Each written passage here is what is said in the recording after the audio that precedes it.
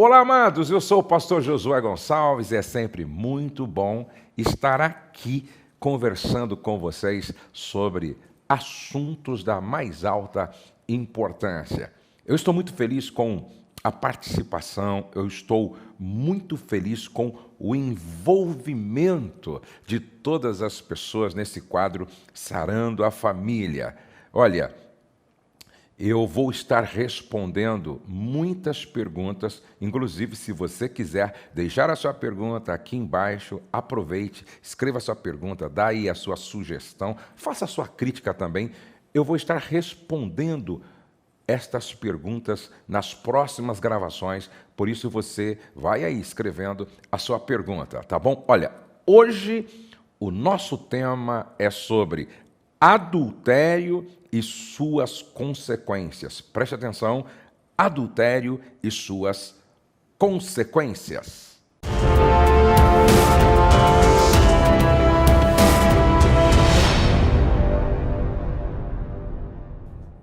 Antes de qualquer coisa, vamos ler a palavra de Deus? Em Êxodo capítulo 20, verso de número 14, está escrito: não adulterarás, não adulterarás. E para bater esse papo comigo hoje, mais uma vez eu tenho aqui a presença do pastor Marcos Moura. É uma alegria recebê-lo, pastor. Tudo bem, pastor? É um prazer estarmos aqui junto com vocês nesse quadro Sarando a Família. E hoje trazendo esse tema, é um tema importantíssimo, né? Falando sobre adultério e as suas consequências. Exatamente. Sem dúvida alguma, o número de casais que se separam hoje é alarmante, é preocupante. E a causa principal da maioria dos casais que se separam, pastor Marcos, é o adultério, é a infidelidade sexual no casamento. E para nos ajudar na condução desse nosso bate-papo, antes, porém, deixa eu dizer uma coisa aqui. Esse assunto é tão importante, esse assunto é tão relevante, este assunto é tão necessário, que eu vou dar uma dica para vocês. Baixe esse vídeo, passe na igreja, em um culto para a família. Baixe esse vídeo e passe aí no seu pequeno grupo de casais, na sua célula de casais. Baixe esse vídeo e, de repente, passe aí no seu encontro de casais, porque, olha, é um alerta, é um trabalho preventivo e também terapêutico. Então, não deixe de fazer isso. Então, para nos ajudar na condução desse bate-papo, nós vamos ouvir algumas perguntas dos nossos telespectadores. Vamos ouvir então, pastor Marcos, a nossa primeira pergunta. Olá, pastor. Gostaria de saber qual a diferença entre fornicação, prostituição e adultério. Bom, qual a diferença então entre fornicação, prostituição e adultério? Fornicação é relação sexual entre duas pessoas não casadas. Quando os namorados praticam o ato sexual, eles estão cometendo o pecado de fornicação. Prostituição é sexo para obter lucro, certo? A palavra no grego é porneia, certo? Da onde veio também a palavra pornografia, prostituição.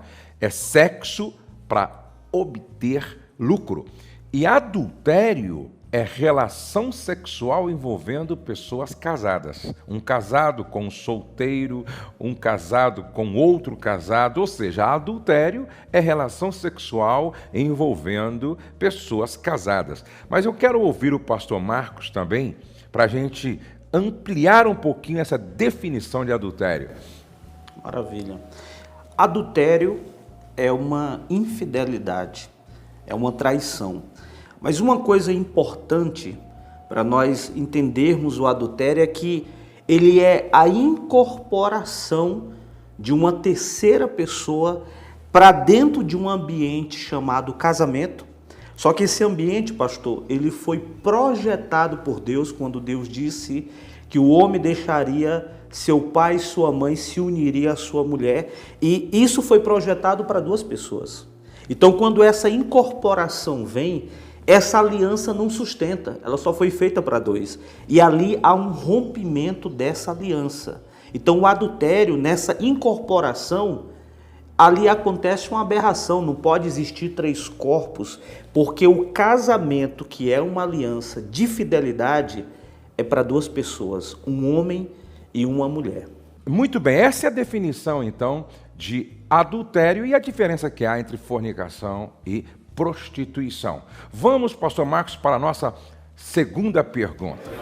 Pastor, o que pode levar uma pessoa ao adultério? O que pode, pastor Marcos, então, como perguntou o nosso telespectador, levar uma pessoa ao adultério?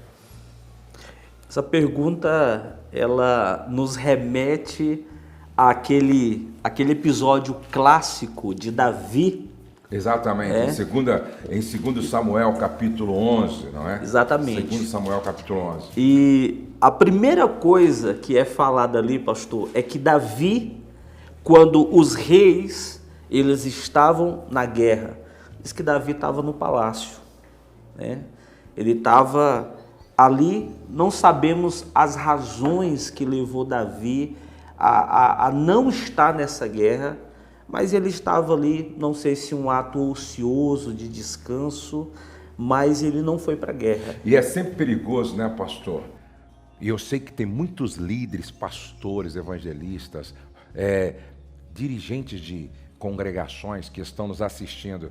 É sempre muito perigoso quando o líder transfere para outro uma responsabilidade que é sua para fazer aquilo que talvez não seja coerente com o seu chamado, com o seu ministério e com a sua vida com Deus, né? Exatamente. E nesse ambiente de, não sei, de descanso, de ociosidade, ali começou uma história trágica. Sabemos o final, que houve uma restauração, mas ali começou, pastor, um deslumbre, né? E eu acho interessante aqui, mencionando o Cote, ele diz que naquele momento de ociosidade, Davi, ele começou a ver a pornografia e diz que ali estava estrelando Betseba. Vamos ler, pastor? Vou até pedir para o pessoal colocar na tela esse texto aqui, que seria interessante, não é? 2 Samuel, capítulo 11, diz assim, ó: E aconteceu que, tendo decorrido um ano no tempo em que os reis saem, enviou Davi a Joabe e a seus servos com ele, e a todo Israel, para que destruíssem os filhos de Amon e cercassem a Rabá. Porém, Davi ficou em Jerusalém.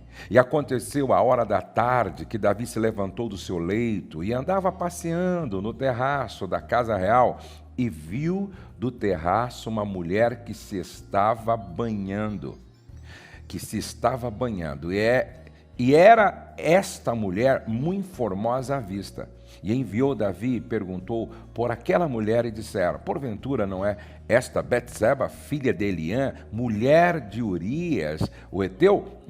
Então enviou Davi mensageiros e a mandou trazer. E entrando ela a ele, se deitou com ela. E já ela se tinha purificado da sua imundícia, então voltou ela para a sua casa. Pode continuar, pastor. E aí começa toda uma trajetória, né, de queda de Davi, e começa bem nesse ponto. No ponto onde não sabemos a fragilidade que Davi estava. Eu não acredito que Davi, ele acordou idealizando, mas às vezes, pastor, quando nós não estamos bem, e aí acontece algo inesperado, nós somos vitimados por essa fraqueza do momento. Não estávamos bem. E aí Davi, naquele momento ali, diz que ele estava caminhando no terraço, viu a mulher e logo tomou um ato de trazê-la para a cama.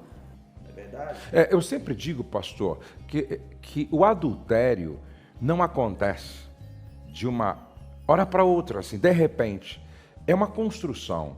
Eu costumo dizer que Davi não caiu ali. Davi já vinha, de alguma forma, caindo dentro de si mesmo. Sim. Ele vinha caindo dentro de si mesmo.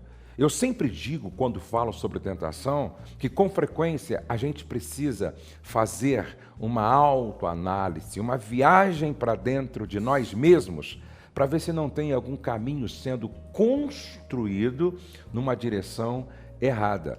E a gente pensa, pastor, dentro desse seu entendimento, que Davi já vinha caindo em alguma área, a gente está conjecturando isso, porque o comprometimento de um rei, o seu compromisso, é muito claro. Ele deveria, estar na guerra, porque aquele é o momento que a descrição bíblica diz que os reis estavam na guerra. Então, imagine Davi, um rei de um povo tão forte, de batalhas, de guerras. Aquele era o tempo, então ele como rei, nesse comprometimento, deveria estar focado nesse tempo. Então Davi, ele não discerniu o tempo. E quando nós, pastor, não discernimos o nosso momento, a gente fica perdido. E é nesses momentos que nós estamos perdidos, não discernindo o nosso tempo, o nosso momento, que a gente pode ser vitimado, ou nessa vulnerabilidade pode entrar um adultério. Exatamente. E aí, ele estava no lugar errado, na hora errada e olhando para onde não deveria. Olha só que coisa interessante. E é interessante, pastor, que quando se está no lugar errado e na hora errada, a tendência de ver, assistir o errado, é uma probabilidade muito grande. Entendeu? Veja como uma coisa vai levando para outra. No lugar errado, na hora errada e olhando na direção errada. E os nossos olhos são as portas de acesso da nossa alma. Os nossos olhos são as portas de acesso do nosso coração. Davi foi traído a partir dos seus olhos. Ou seja, ele se deixou ser traído pelos olhos. E a minha pergunta que eu faço a você que parou para me assistir aqui na internet, aonde é que você está parando? Será que é o melhor lugar? Em que hora você está parando nesse lugar? E qual é a direção que você está olhando? De repente, a sua varanda é aquele lugar aonde você não deveria estar naquela hora, olhando naquela direção. Por quê? Porque há uma cilada, porque há uma armadilha. O diabo, ele é mestre em seduzir, ele é mestre em enganar, certo? Então guarde isso com você. Davi estava no lugar errado.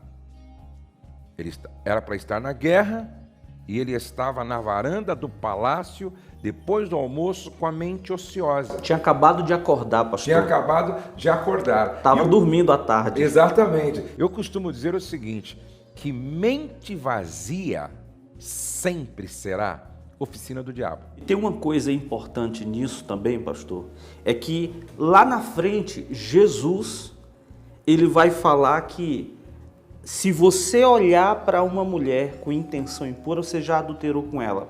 Quando Davi, ele estava ali andando no pátio, Davi, ele poderia ter visto e ele poderia ter rejeitado. Intenções poderiam não ter sido construídas dentro dele. Mas aí quando ele começa a construir essas intenções, ele acessa um servo seu, manda chamar a mulher e vai para a cama com ela. Por quê? Às vezes, pastor, falando de intenção versus tentação, às vezes você está num lugar, pode ser um ambiente de trabalho, pode ser numas férias, você pode estar em férias, e você até se sentir atraído, porque você é macho, o macho se atrai à fêmea, claro, não é sua esposa, mas existe esses hormônios, esses sentimentos. Agora, atração é diferente de intenção. Eu posso olhar, eu posso, num primeiro momento, deslumbrar, mas aí, quando eu olho e eu entendo que eu preciso ter vigilância, não haver a intenção, não haver essa construção, ali eu dou limites. Então, existe uma linha que se cruza da tentação para a intenção. Pastor Marcos, eu não me lembro se foi Lutero ou um outro grande homem do passado dentro da igreja que falou algo interessante. Eu não posso impedir que o pássaro sobrevoe sobre a minha cabeça, mas eu posso impedir que ele sente na minha cabeça, construa o seu ninho e bote os seus ovos. Ninguém pode impedir que pensamentos estranhos até, de imoralidade, passe pela sua cabeça. Agora, nós podemos impedir que esses pensamentos pousem sobre a nossa mente, construam o ninho e bote os seus ovos. A gente pode impedir que isso aconteça. Então, é o que você falou, certo? É diferente de uma atração e, de repente, de uma intenção construída no coração, que, na verdade, é um caminho que se constrói em direção ao adultério. Antes de a gente continuar, pastor, porque esse papo está muito interessante, eu quero mostrar para vocês esse meu livro, 104 erros que um casal não pode cometer. Eu falo aqui de muitos assuntos interessantes, quando o entendimento nos leva a crescer na unidade conjugal, quando o bom humor é esmagado pela grosseria, quando a mulher tem que fazer o papel de líder e atropela a liderança do marido. Casei-me com a pessoa errada, o que faço agora? Me sinto viúva com o marido vivo dentro de casa. E aí uma irmã me fez uma pergunta que eu fiz questão de responder essa pergunta aqui, ó. É certo a mulher ungir a cueca do marido para ver se ele melhora? Gente, eu respondo todas essas perguntas nesse meu livro, 104 erros que um casal não pode cometer. Esse livro já alcançou mais de 150 mil casais. Só falta você que não adquiriu ainda. Entra no meu site agora, adquira o seu, e se você comprar outros produtos, tem um desconto bem interessante para você, tá bom? Entra lá no meu site e dá uma olhadinha, 104 erros que um casal não pode cometer, e adquira o seu. Bom, gente, nós estamos aqui conversando sobre o adultério e suas consequências. E nós estamos falando sobre o que pode levar uma pessoa a cometer o pecado de adultério, e estamos lembrando aqui daquele fato, não é, tão traumático que aconteceu na vida do grande rei Davi. Você estava querendo colocar mais algo interessante nesse ponto, pastor? Na verdade, eu e Márcia, né, minha esposa, nós temos um testemunho, porque o senhor colocou uma coisa muito bem colocada. Um pássaro, ele pode sobrevoar a nossa cabeça, mas somos nós que decidimos se ele vai fazer um ninho. Eu lembro que eu estava em um hotel, pastor, lá em Duque de Caxias, no Rio de Janeiro, e no segundo dia de seminário, eu dentro do quarto do hotel, eu comecei a ser assaltados por pensamentos de adultério, de infidelidade. E eu dou esse testemunho quando eu falo de família, quando eu falo de casamento, e naquele exato momento, a primeira coisa que eu fiz foi ligar para minha esposa. E eu lembro que ela conta que estava lavando o banheiro, era tarde. Ela disse que estava lavando o banheiro, parou tudo, e naquele momento ela começou a conversar comigo, tentando entender por que eu estava sendo assaltado por aquele sentimento, por aqueles pensamentos, e ali ela orou. Na verdade, pastor, eu estava dando um seminário onde envolvia falar sobre adultério. E naquele momento estava tendo ali um teto de guerra espiritual. E eu estava sendo vitimado, vamos dizer, pensamentos estavam vindo. Mas a minha esposa, nesse canal de comunicação aberto, ela naquele exato momento orou. Naquele exato momento ela intercedeu, me deu palavra de ânimo, de encorajamento, e aquilo cessou imediatamente. Então, todos nós, independente de quem sejamos, da posição que ocupemos, podemos ser assaltados por esses pensamentos. É interessante que, se Davi, em sendo tentado, tivesse procurado, não é, um conselheiro como Natã, para abrir o coração e fazer o que você fez com a sua esposa, ligando e abrindo o coração, ele teria evitado. Bom, nós estamos falando aqui, gente, sobre como, ou seja, o que pode levar uma pessoa ao adultério, não é? Foi a pergunta do nosso telespectador aí. O que pode levar uma pessoa ao adultério? Eu costumo dizer o seguinte, Sansão, ele pensou que era possível flertar com o pecado e sair ileso. O grande problema é o excesso de autoconfiança. Às vezes, algumas pessoas dizem, não, eu sou de Deus, eu oro, eu jejuo, eu respeito.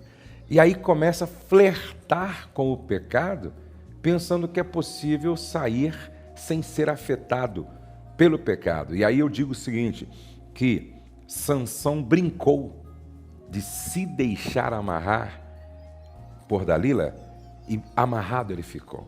E isso lhe custou muito caro. Então, o que pode levar uma pessoa ao adultério? Primeiro, ela transferir responsabilidade para viver um tempo ocioso destrutivo, não saber usar o seu tempo livre, certo? Um caso pode começar numa parada para um café à tarde, um caso pode começar numa parada para um almoço de negócio, um caso pode começar num período de férias, um caso pode começar numa viagem para um congresso, um caso pode começar numa festa de família. Por isso, a gente precisa saber usar o nosso tempo para o café, o nosso tempo para um almoço de negócio, o nosso tempo para uma viagem, o nosso tempo de férias. E o bom mesmo, gente, é ocupar a mente e não deixar que ela esteja vazia para ser usada como oficina de Satanás. Bom, pastor Marcos, vamos para mais uma pergunta, porque a próxima pergunta é também muito interessante. Vamos para a próxima pergunta. Pastor, quais são as consequências do adultério? Muito bem, essa pergunta é muito importante. Pastor Marcos, ainda pensando em Davi e no seu pecado de adultério, até porque alguém diz o seguinte, o inteligente aprende com os próprios erros, o sábio aprende com os erros dos outros. Por isso nós estamos aprendendo aqui com os erros de Davi. Pastor Marcos, quais são as consequências então do adultério? Muito bom. Muito boa pergunta, né? Existem 7 consequências que nós, principalmente nessa área de aconselhamento, pastor, nós temos visto. A primeira consequência é a marginalização da pessoa que cometeu esse adultério. Se no caso foi o marido, como é que essa marginalização ela se estabelece? O homem, ele é o sacerdote dessa casa. Essa palavra sacerdote é sacer, sagrado, e dotes, dom. Então, o marido, ele é um dom sagrado para a vida dessa esposa, para dentro desse casamento. Então, quando ele comete um adultério, ele é marginalizado, ele é deslocado à margem, ele sai daquela posição que ele tinha antes como sacerdote, como autoridade, e ali vai começar uma quantidade de desordem, porque quando você não está no lugar que você como marido, dentro dessa aliança, foi criado e idealizado para estar, automaticamente vai haver uma desordem. A segunda coisa é uma perturbação. O adultério, ele vai gerar uma perturbação emocional, ele vai gerar ciúmes, ele vai gerar competição, vai começar uma quantidade de perturbação dentro desse casamento. A terceira coisa a gente chama a endemonização do leito. Por quê? Esse adultério, esse ato de infidelidade, ele traz para dentro desse leito que deveria ser sem mácula, sem mancha, começa a haver uma endemonização porque inibe o prazer. Esse casal começa a ter problemas dentro da sua vida conjugal, da sua vida sexual. Então o prazer, ele migra dessa cama para fora. Essa cama que legitimamente era ocupada por um casal que tinha uma aliança, que poderia desfrutar com prazer esse sexo, agora esse prazer está migrando para fora por causa da incorporação dessa terceira pessoa, como nós já dissemos. Uma aliança foi rompida. Então, existe essa endemonização. Muitas vezes, quando a gente aconselha uma esposa, um marido, quando vem conversar com a gente, nem vem falando sobre adultério, vem falando sobre esse ambiente da cama que está frio. Ou esse cara está na pornografia, ou existe uma infidelidade, um ato de adultério. A quarta coisa que eu acho também terrível é a desproteção familiar, pastor. Porque de um lado nós temos o marido, do outro lado nós temos a esposa e faz o quê? Um teto, não é isso mesmo? Então, quando esse teto da família, ele rompe, quando esse teto começa a aparecer alguns buracos dentro desta casa, os filhos começam a ser vítimas. E no aconselhamento, gente, a gente tem visto muito filho que foi abusado, muitos filhos que foram para o campo da homossexualidade, muitos filhos que sofreram uma perturbação e uma perseguição espiritual de cunho imoral. Inclusive, pastor, só interrompendo um pouco, eu aconselhei um casal onde ele resistiu reconhecer que estava havendo um problema com uma outra pessoa, até que não deu para sustentar, porque não era uma verdade, e a mentira não é uma base sustentável, e aí ele assumiu essa outra pessoa, abandonou a esposa e tal. E eu me lembro que depois, lá na frente, uma das filhas dele foi de forma, assim, muito horrível, abusada por um senhor já com uma certa idade. E aí quando você começa a pensar em tudo isso que está sendo dito aqui, que o adultério desprotege, porque quebra esse teto, entendeu? Como isso é sério, como essa consequência é terrível e como todos deveriam parar um pouco para refletir sobre isso. Então, a quarta consequência, pastor, é esse teto que quebrou. E esses filhos dentro de casa, eles começam a ficar vulneráveis. E aí sofre o que nós já te falamos, uma perseguição espiritual de cunho imoral, abusos, vem também o incesto, porque a imoralidade é colocada... E aconteceu tudo isso na casa de Davi, né? Pois é, a imoralidade é colocada para dentro de casa. O irmão, no jantar de família, né, Absalão mata o irmão, o outro irmão, exatamente, porque estuprou a irmã. Então imagina o que Davi fez, foi terrível. A quinta consequência, pastor, é a exposição. Esse marido, por exemplo, estou colocando na figura do marido, esse marido que adulterou, ele acaba abrindo uma porta, abrindo um ambiente de exposição para essa esposa. E olha só, gente, normalmente o marido, ele se tranca, ele não quer falar, ele vai para dentro.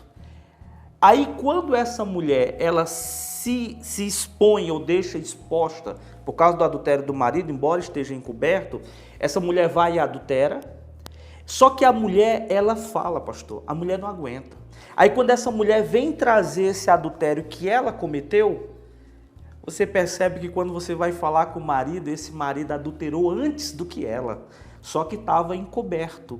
Então, o adultério desse marido expõe essa esposa a também cometer o mesmo ato de transgressão da natureza que ele cometeu nessa infidelidade. E é interessante isso é muito interessante, não é? Quando o homem adultera, então, de certa forma, ele, no mundo espiritual, moral, ele expôs a esposa. E é por isso que boa parte, não é, dos casos que a gente trata, né, pastor? quando a mulher adultera, Por trás tem um boa adultério parte do marido.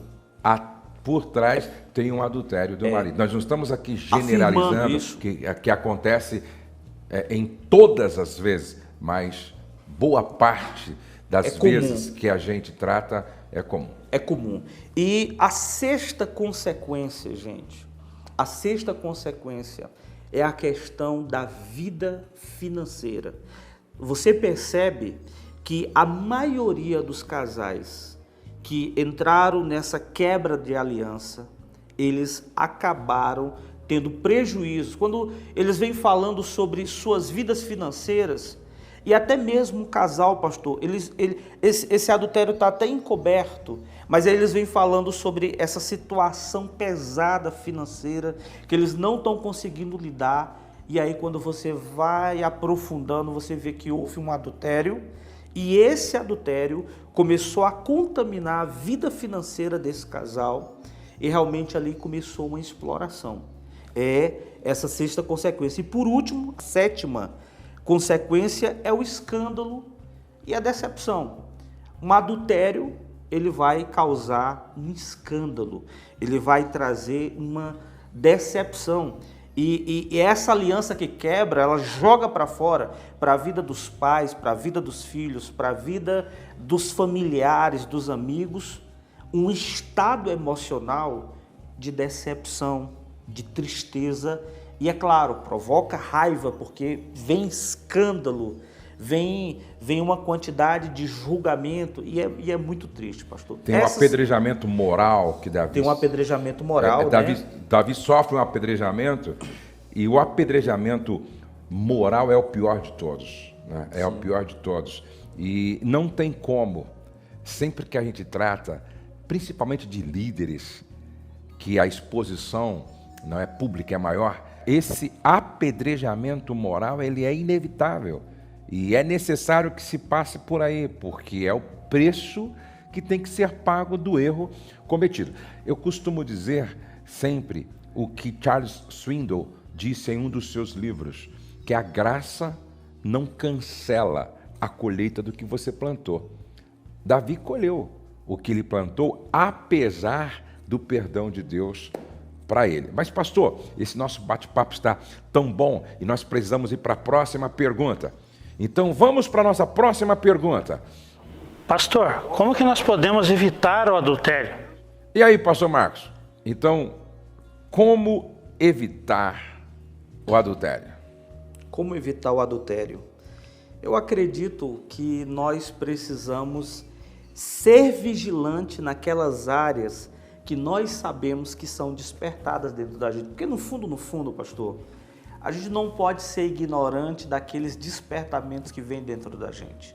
Como o senhor disse, às vezes você está no escritório, você está no lugar, houve um despertar dentro de você, você sabe que ali é um terreno minado. Então, a primeira coisa, na minha opinião, é você estar atento a esses despertar dentro de você. Você sabe quais são os seus limites, você sabe até onde você pode ir. Por exemplo, você está em casa e você sabe que ficar sozinho na sala, buscar muito tarde, estar na internet, você pode entrar na pornografia, isso depois vai te jogar para fora. Então, nós sabemos os nossos limites. Então, está provado, inclusive, que a maioria das pessoas que traem, que adulteram, são viciadas, dependentes da pornografia, não é, pastor? Sim, com certeza.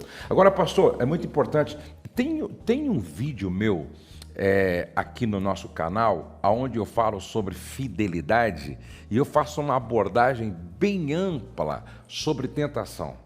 Eu costumo dizer que José venceu a tentação porque ele soube lidar com ela no início. O melhor momento para a gente vencer a tentação de adulterar é quando ela começa. Me lembro que alguém disse assim: se você não vencer a tentação logo no início e deixar que isso ande, há um ponto nesse caminho que é sem volta. Há um ponto nesse caminho que é sem volta. Então, José só venceu porque ele disse não logo no início. Porque se ele deixa aquilo crescer dentro dele, se ele vai para a cama deixando aquilo crescer dentro dele, ele não teria segurado a onda. A mulher era bonita, pô. Ele estava no auge da produção hormonal, testosterona estava borbulhando dentro dele, ele vivia aquela solidão, longe da família, longe do seu povo, longe dos seus amigos de infância, longe dos seus pais. Havia toda uma situação favorável para ele pecar, só que ele foi muito inteligente e foi muito sábio. Inclusive, a Bíblia tem um versículo em Provérbios que diz: eu, a sabedoria, moro com a prudência. A gente precisa colocar limites, né, pastor? Limites no celular, limites nas redes sociais, limite no Facebook. Não brincar com isso. Eu costumo dizer o seguinte: você não vai me ver jogando conversa fora nas redes sociais como um homem descomprometido. A gente precisa colocar limite no Instagram, no WhatsApp, limites no Facebook, no celular, no tablet, no computador, nas brincadeiras, no relacionamento com o sexo oposto, no trabalho, na igreja. Eu, por exemplo, já vi muitos casos acontecerem, pastor, a partir de ensaios num grupo de louvor. Ou seja, os integrantes do Ministério de Louvor passam tanto tempo juntos, lidando com música, e música tem a ver com a alma, música tem a ver com a emoção, não é verdade? Eu acredito, pastor, também que é importante você lidar com suas carências, porque como você disse, você está ali no louvor, então você pode estar em qualquer lugar, mas se você não trabalha suas carências, se você não trabalha essas deficiências que você sabe que você tem, qualquer ambiente será um território de queda e de tropeço. A gente fala sobre a fraqueza de Sansão e a força de José. Mas tudo isso tem a ver com questões resolvidas e mal resolvidas. José, ele quis ser resolvido e por isso ele teve força moral para lidar com tudo aquilo que aconteceu. Já Sansão, ele era mal resolvido dentro dele, embora tivesse uma força descomunal, ele foi fraco de caráter. E isso levou ele a uma tragédia. Por isso que eu sempre digo que para você estar bem com o outro, vivendo de forma saudável, você tem que estar bem consigo mesmo. E aí, para mim, a maior proteção, certo, de um homem e de uma mulher está em ter um casamento saudável. O que o senhor acha? Com certeza, pastor. Eu acredito que quando a gente anda na luz, quando há transparência, quando você com sua esposa, você realmente está ali conectado com ela e você expõe suas deficiências, e isso é mútuo, há uma proteção. Há uma proteção. E além desse contexto conjugal, eu acho importantíssimo nós prestarmos contas. E eu posso dizer, eu tenho um pastor que eu presto conta. É muito bom, pastor, nós nos cercarmos de pessoas. Sim. Porque quando nós temos pessoas que nos cercam, elas nos protegem, porque há essa prestação de conta. Você pode até ter essa deficiência, mas alguém vai te ajudar para você até não ser reprovado. Eu repito com uma certa frequência que uma vida não supervisionada não é vivida com responsabilidade. E aí quando você tem... A Bíblia diz que uma alma farta pisa o favo de mel. Então quando você é nutrido dentro de casa, você não precisa buscar comida fora de casa. Então, um casamento saudável é uma proteção contra o adultério. Bom, gente, antes que a gente... a próxima pergunta. Vamos primeiro ouvir a próxima pergunta, tá? Vamos ver qual é a nossa próxima pergunta. Olá, pastor. Eu gostaria de saber como alcançar a restauração depois do adultério. Muito bom. Essa pergunta é interessantíssima. Antes que a gente responda essa pergunta, você já conhece a nossa Casa de Recuperação de Casamentos? Você já conhece a nossa casa de restauração de casamentos? Olha, os casais que precisam, eles se inscrevem e passam conosco um período de tratamento. Nós já recebemos mais de 580 casais no limite do casamento e é impressionante o que Deus faz. Se você precisa ou conhece alguém que precisa, liga para nós, entre em contato, faça a sua inscrição e participe, porque é simplesmente extraordinário. Vamos falar agora de restauração, porque nós já respondemos a pergunta sobre o que é adultério, o que pode levar uma pessoa ao adultério, quais são as consequências do adultério, como evitar o adultério, mas tem muita gente nos assistindo, mas pastor, aconteceu, já aconteceu. O que a gente faz, ou o que eu faço no caso de quem, infelizmente, praticou, caiu nesse pecado? Como alcançar essa restauração depois que acontece um adultério, pastor Marcos? Se esse adultério, pastor, ele ainda está velado, a primeira coisa é entender que sem confissão, sem exposição, não tem restauração. É necessário jogar isso para fora.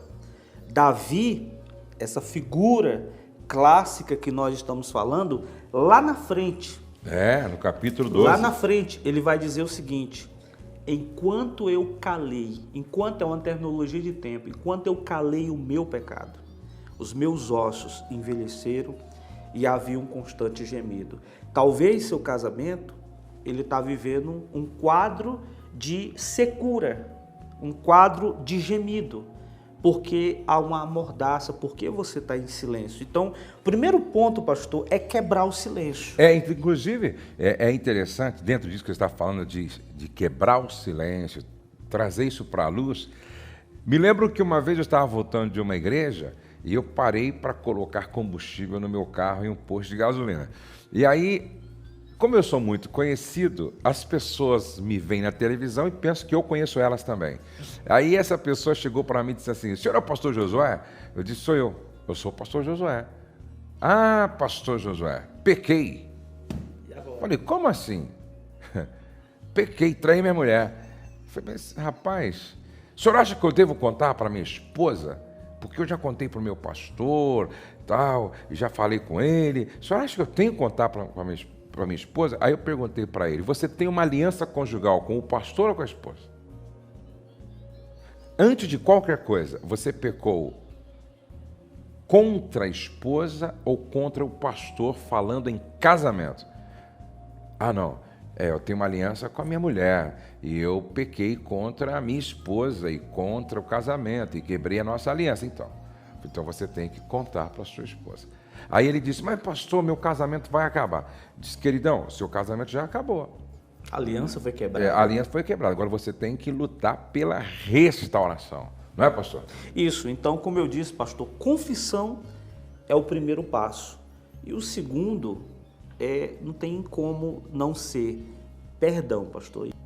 O perdão, gente, é preciso ser entendido à luz da palavra. O que eu percebo, na maioria das vezes, é que as pessoas não entendem o que é perdão. E por não entenderem o que é perdão, elas não praticam o perdão.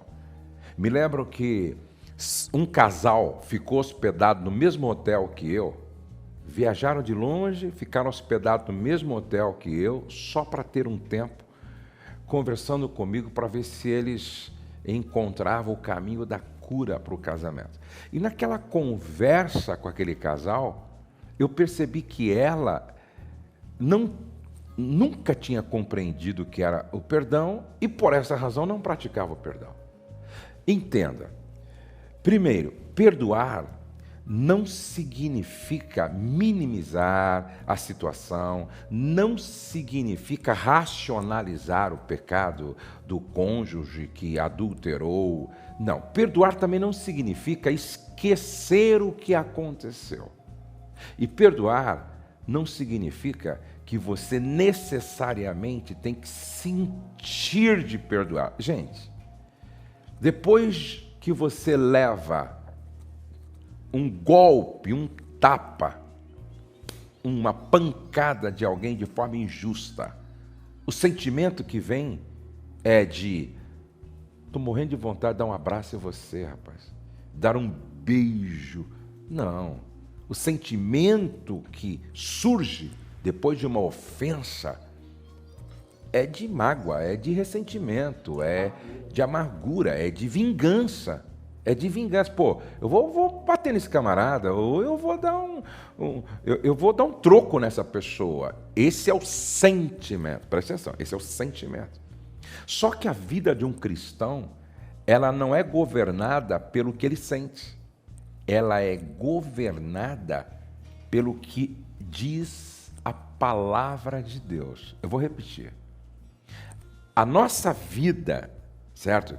Como cristão, não é dirigida, governada pelos nossos sentimentos, mas sim pelos princípios da palavra de Deus.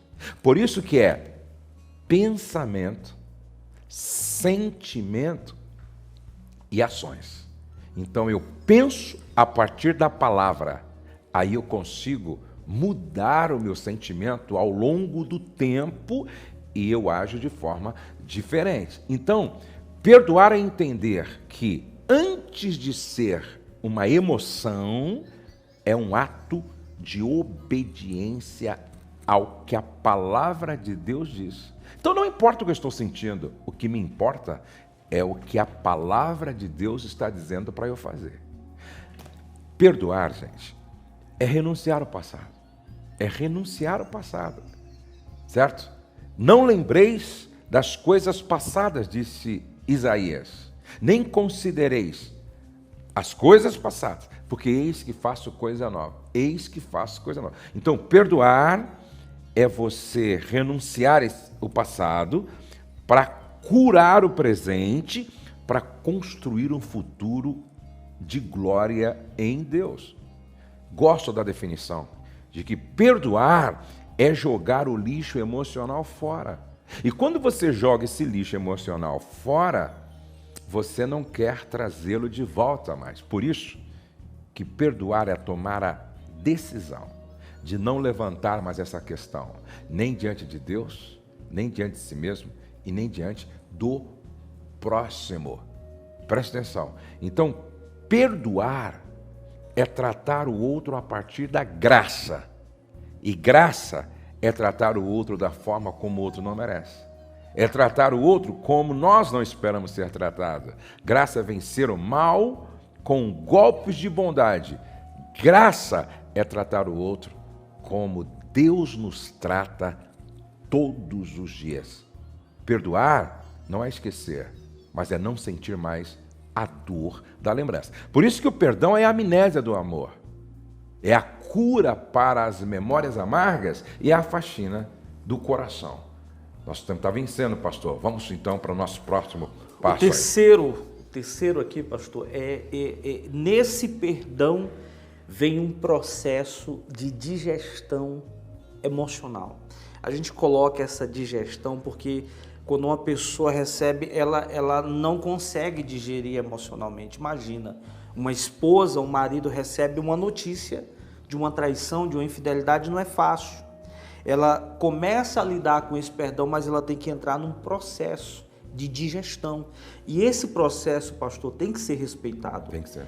Porque nós estamos falando de restauração, reabilitação. Uma pessoa, quando ela sofre um acidente automobilístico e ela fratura em diversas partes, ela vai ter que ir para um processo de reabilitação, de fisioterapia, de voltar a andar. Isso é muito importante explicar, porque às vezes as pessoas vêm aqui para a nossa clínica de recuperação de casamentos e muitos pensam que a liberação de perdão ali, a confissão, a decisão, vai fazer com que na segunda-feira o outro acorde, tudo novo. Não é assim. Não. Eu faço sempre aquela comparação do cara que quebrou a perna num acidente. Sim. Ele quebrou a perna. Então, qual que é o processo? Vai para o hospital, tira a radiografia, se certifica que realmente houve uma fratura em 3 lugares, aí engessa a perna. Não Às é? vezes tem que colocar os pinos. Os pinos. Aí é 30, 40, 60 dias com a perna imóvel, volta, tira o gesso, tira outra radiografia. Aí o médico diz: não, precisa ficar mais um pouco, entendeu? Mais um pouco. Aí fica mais 20 dias, aí volta. Aí o médico falou: tá legal. Então agora você vai para a fisioterapia. Isso dói.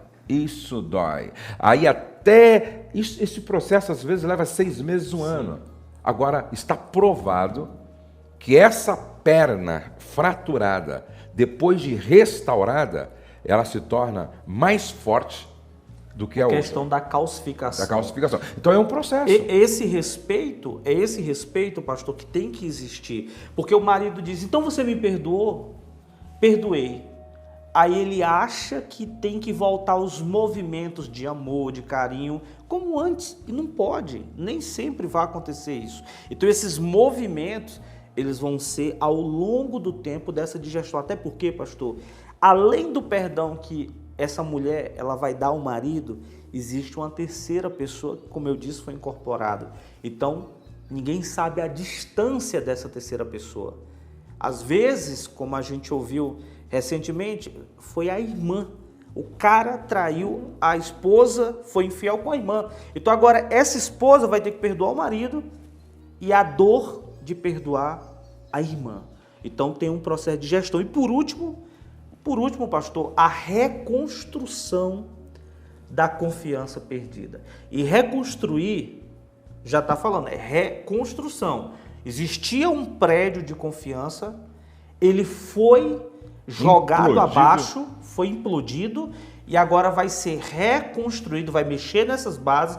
E reconstrução demora. Não dá para você ficar achando que sua mulher ela tá te desconfiando, e isso causa uma indigestão, causa um desconforto, vai causar mesmo, marido. Por quê? Porque ela está reconstruindo, você vai ter que entrar no processo de conquista. Exatamente. E aí é tempo, não adianta, não é de uma hora para outra, não é verdade? Agora, eu penso o seguinte: qualquer casamento pode ser reconstruído quando os dois estão dispostos a mudar, não é, pastor? Sim. Então, se o seu marido, certo, se predispôs a pagar o preço que for necessário para ver essa reconstrução acontecer, se a sua esposa se predispôs a pagar o preço que for necessário para reconstruir, valorize isso, facilite isso, celebre cada conquista nessa reconstrução, celebre cada avanço nesse tratamento. Você está me entendendo? É a mesma coisa. Vamos pensar na perna novamente. Quando o cara começa a andar, dar os primeiros passos, isso tem que ser celebrado. Quando ele começa a fazer os movimentos um pouco mais rápido, tem que ser celebrado. Quando já não sente mais dor, quando curva a perna, tem que ser celebrado. Ou seja, cada movimento dentro do casamento, que é um sinal de cura. Isso, Davi, pastor, passou pelo processo. Davi, ele teve que lidar com a reputação dele. Sim. Ele teve que lidar com a posição, teve que sair do palácio de pés descalço, teve que entrar na prova lá do Simei, que jogou pedra, que espraguejou, amaldiçoou Davi. E um dos seus valentes que deu: eu vou lá tirar a cabeça desse cachorro morto. Davi falou: não.